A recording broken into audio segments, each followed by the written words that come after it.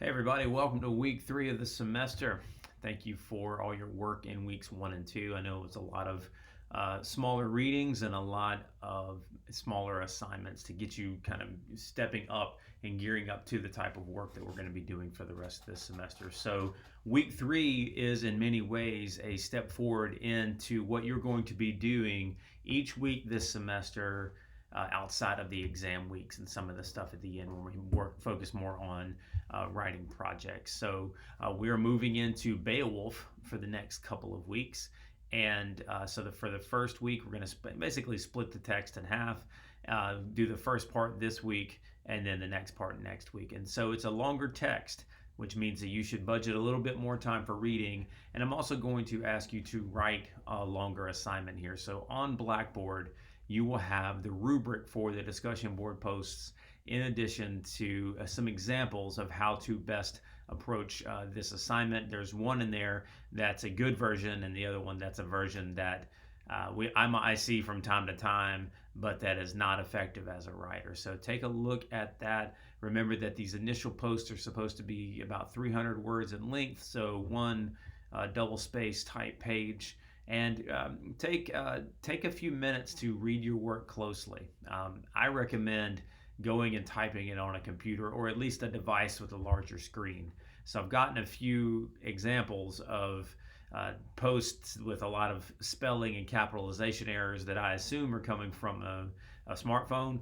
And normally it's not a big deal. I don't really care how you submit to it, but writing on a smartphone has its downsides. It doesn't have the same level of checking that a Microsoft Word does or something like that. And I've suggested this several to you, but I want to suggest this as an overall class.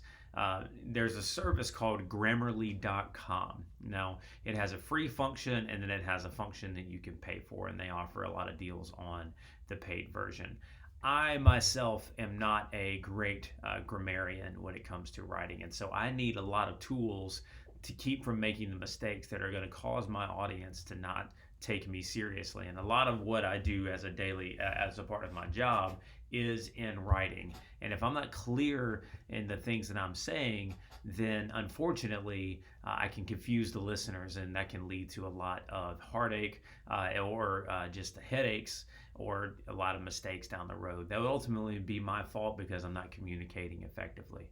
So think about this class as an opportunity to grow as a communicator in the ways that you're presenting your information. Grammarly.com is an essential source for that because it goes in there and you can upload your document even on the free service, and then they can give you a lot of good and helpful information about how to correct a number of your issues as you're going through. So not only will they point it out, but they'll offer suggestions and tell you some of the things you're doing wrong: verb tense confusion, pronoun antecedent agreement, all those grammatical terms that we may have learned at one point.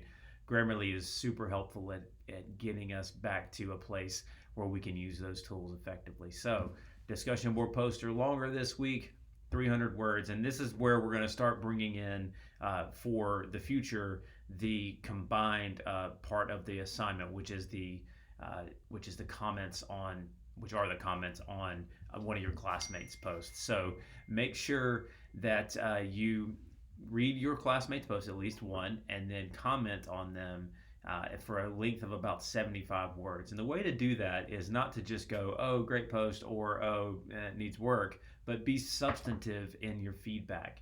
What are some of the ideas that the person you're reading said that prompted some of your own thinking or compared to what you have to say?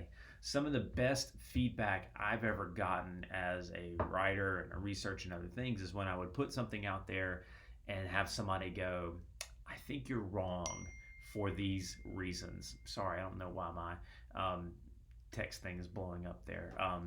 But it's a really cool a feature of this assignment is to keep that conversation about the text going. You might find specific areas of agreement. You might have agreement overall on a perspective and then say, oh, well, this is a really helpful way to think about this. Consider these ideas that I brought up in my post.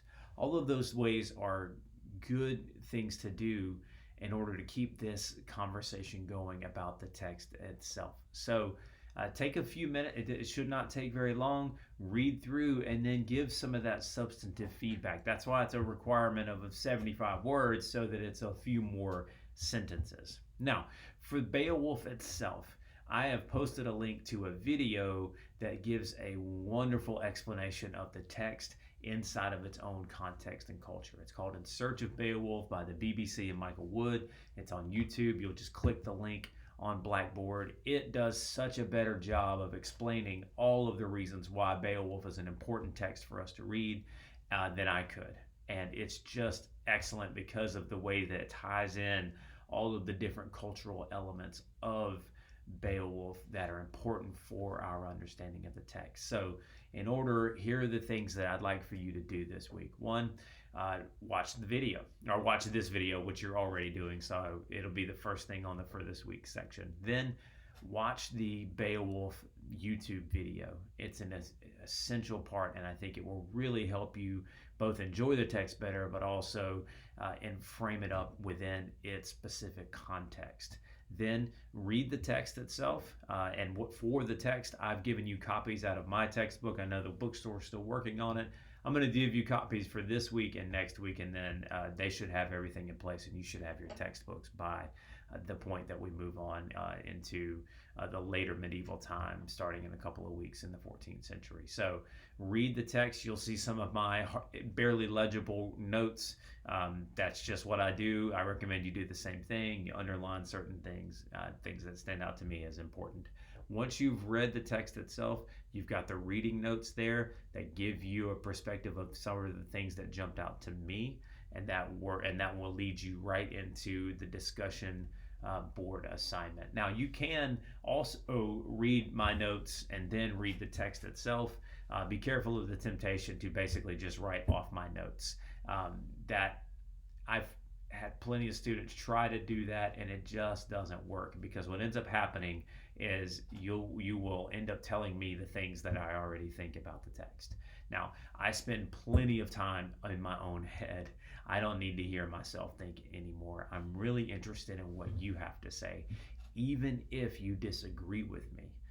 It's a great opportunity for me to hear somebody else's perspective, and I change my views on these texts constantly based on things that I had never thought about before, because you read it and you get some sort of different feel of the text that I do, and all of a sudden my mind just expands.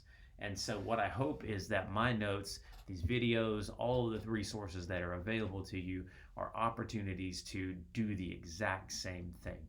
So once you've read the text itself, go to the discussion board, complete those discussion board questions, and then you're done for the week. If you do all that by Friday and comment on your classmates' work by Saturday, you'll have everything done. So because the assignments are longer, they're worth more points.